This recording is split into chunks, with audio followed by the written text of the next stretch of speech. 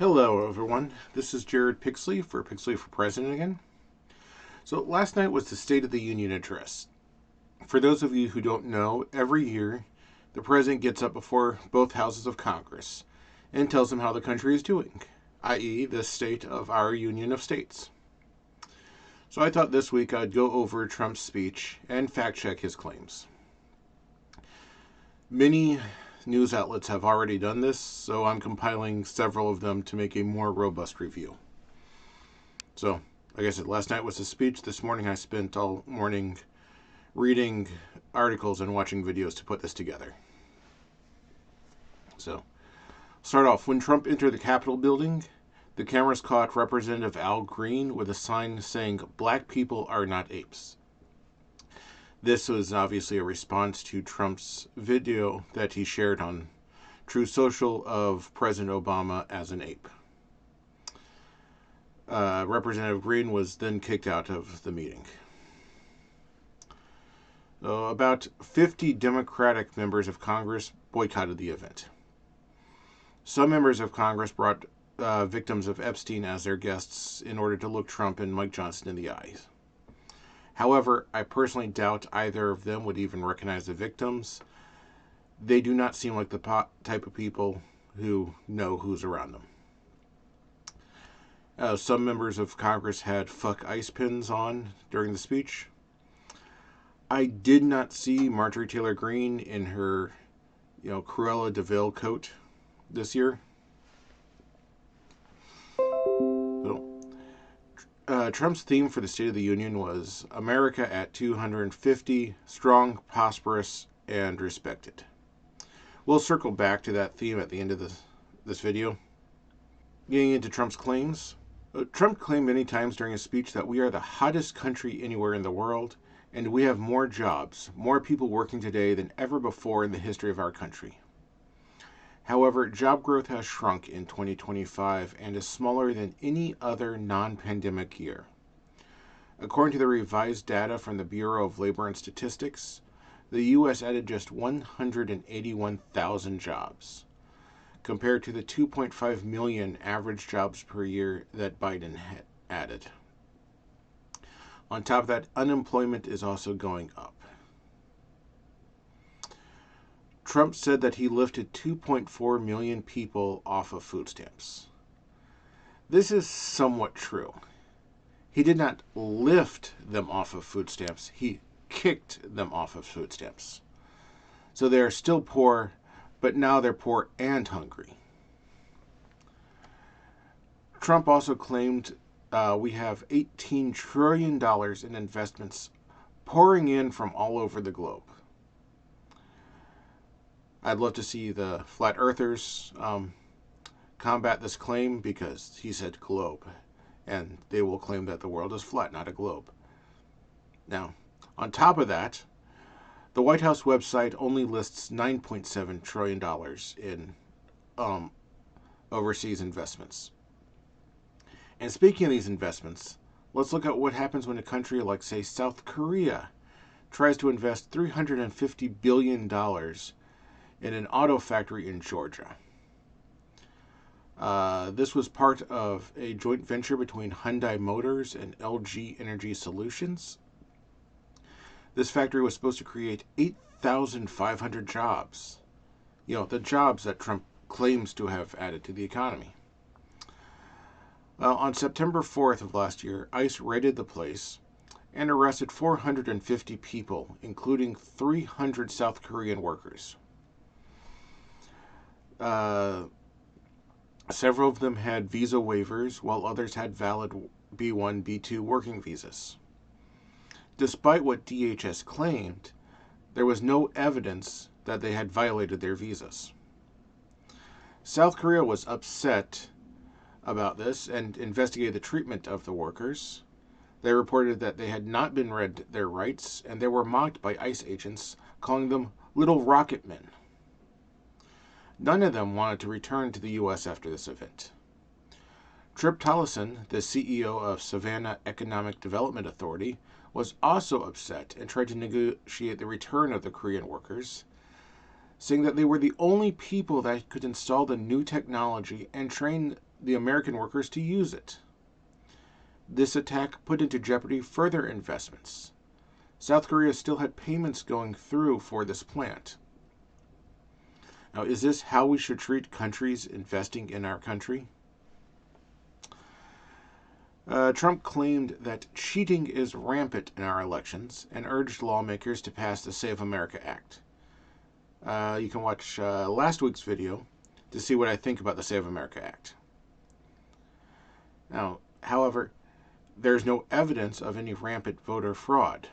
A database by the conservative think tank, the Heritage Foundation, has found 1,620 fraudulent votes cast since 1982, so for over 40 years. A study of votes cast in the 2016 election found just 30 suspected incidents of non-citizens voting. This could be actual non-citizens voting, or people who share the same name as non-citizens voting. It's just suspected, not confirmed. So, there is no rampant voter fraud going on. And in my previous video, I do cite other studies that also prove no rampant voter fraud. So Trump claimed that in the past 9 months, 0 illegal aliens have been admitted into the U.S. Now, this is technically true.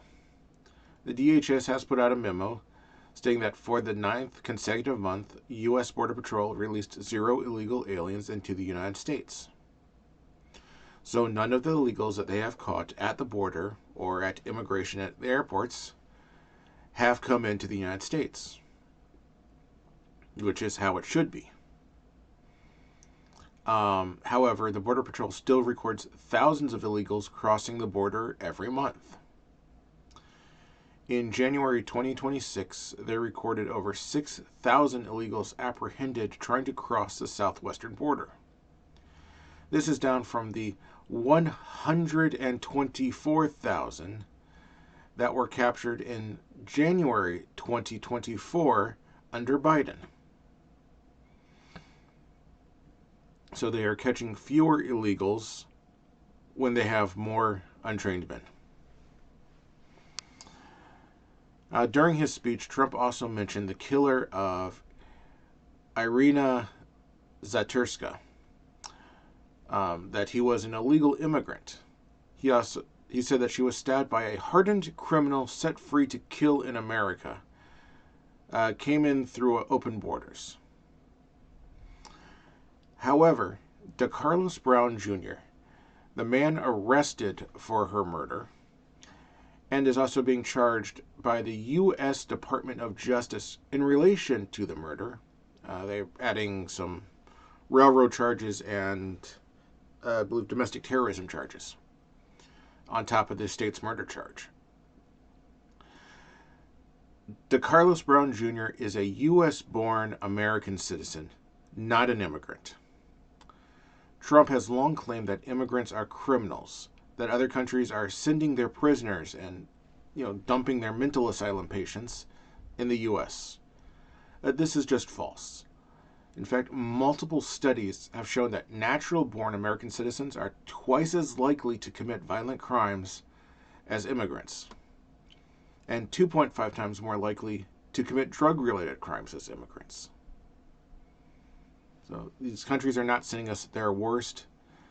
It's most often their best and their most desperate are coming here.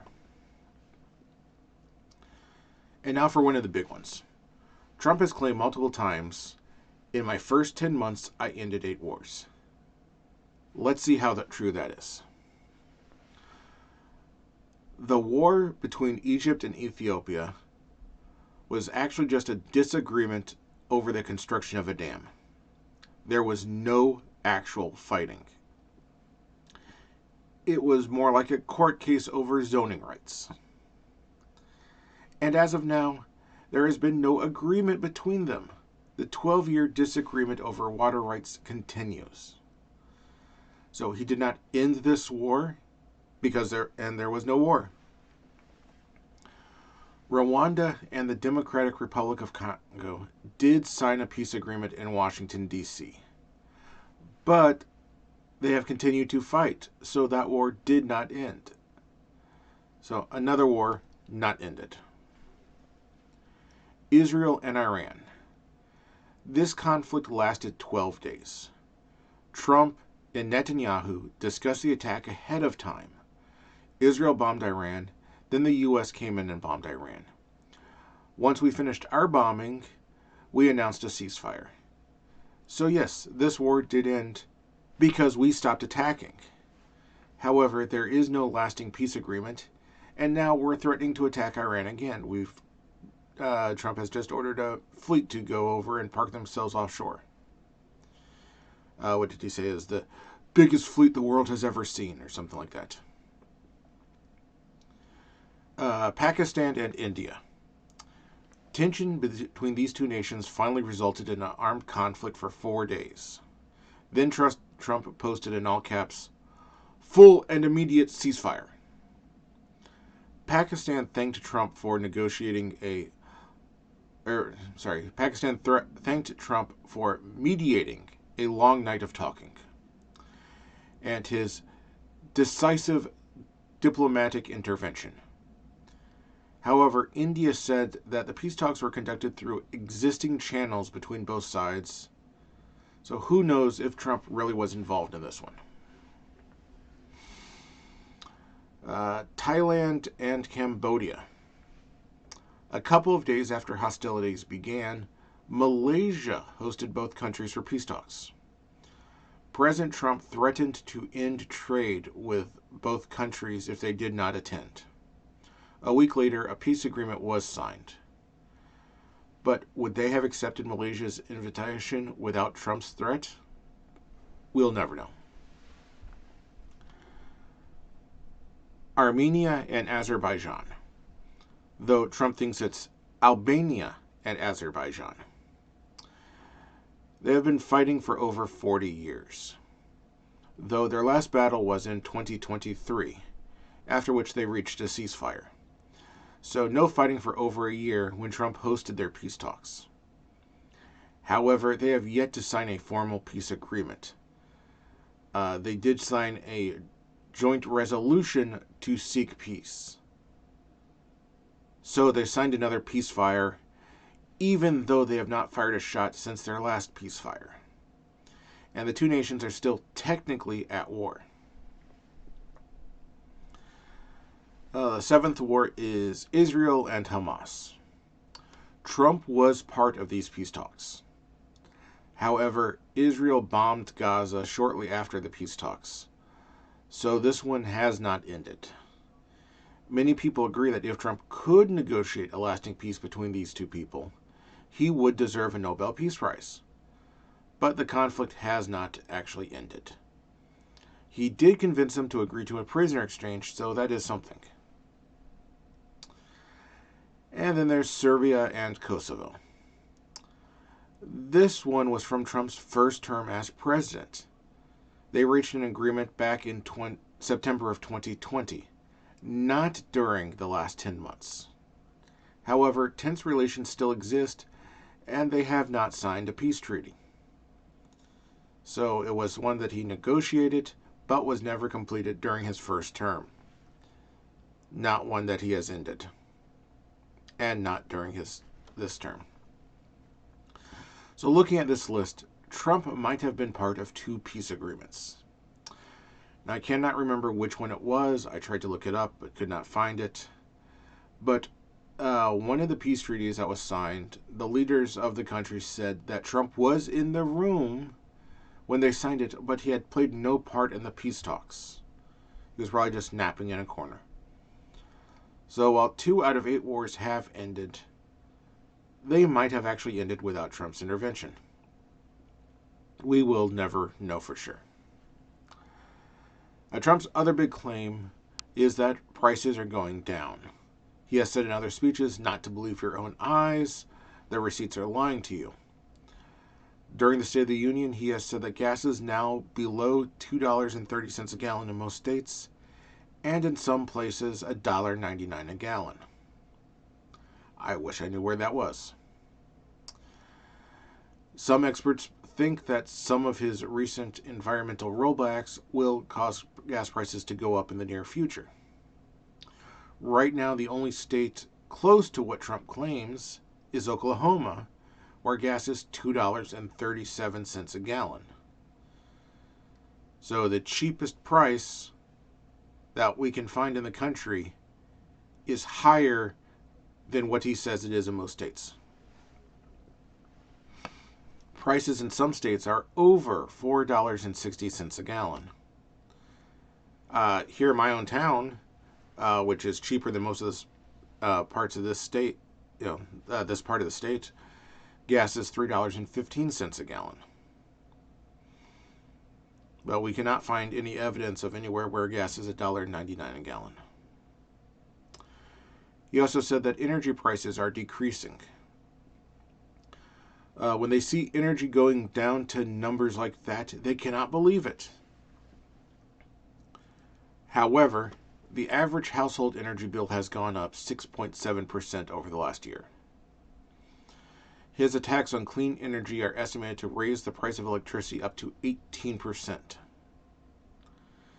The Center for American Progress says that utility companies across the nation have raised rates up to a total of $62 billion. 112 million electric customers have seen their bills go up, as have 52 million gas customers since Trump took office last January. Now, not all of this is Trump's fault. Prices do go up. That's inflation. If Biden was still in office, they would have still gone up. But maybe not as much. Now, I do want to fault Trump for the lie. That is his fault. He's lying about the prices. He's causing the trade war with Canada, who sells us their electricity, and they're talking about raising the rates. He's also attacking green energy. Those we can lay at his feet. Now, there was some stuff about prescription drug prices going down. We have yet to see any evidence of that. Though I couldn't understand half of what he was saying in that section of the speech. I'm not going to call out all the times that he slurred his words. I'm sure some neurologist will come out to point out how that's signs of dementia and Alzheimer's or brain rot. Now, he did call out some veterans in the audience, which is probably the least he could have done. Circling back to the theme. Are we strong, prosperous, and respected? No. We are strong, but inflation is going up and the economy going down, so we're not prosperous. We're going into a recession. And as we can see on the news every day, other countries are laughing at us, so we're not respected. So there you have it. Trump's State of the Union was a 2-hour-long speech filled with his favorite lies.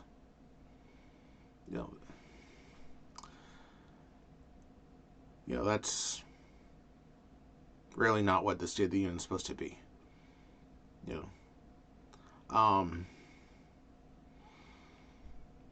But then again, I don't think Trump actually lives in the real world with the rest of us. So this could be the state of his union, but it's not the State of the Union that we live in. There were several other rebuttals and private State of the Union addresses last night, which were probably a lot closer to what the world really is. But this is just an example of partisanship at the worst. So I hope you learned something. Please like, subscribe, watch my other videos. You can find my introduction video, my Save America Act video from last week. I have new videos that come out every week to keep you informed. You can go to Amazon, find my book, Pixley for President. My social media and all my links are down in the description. Thank you and have a wonderful day.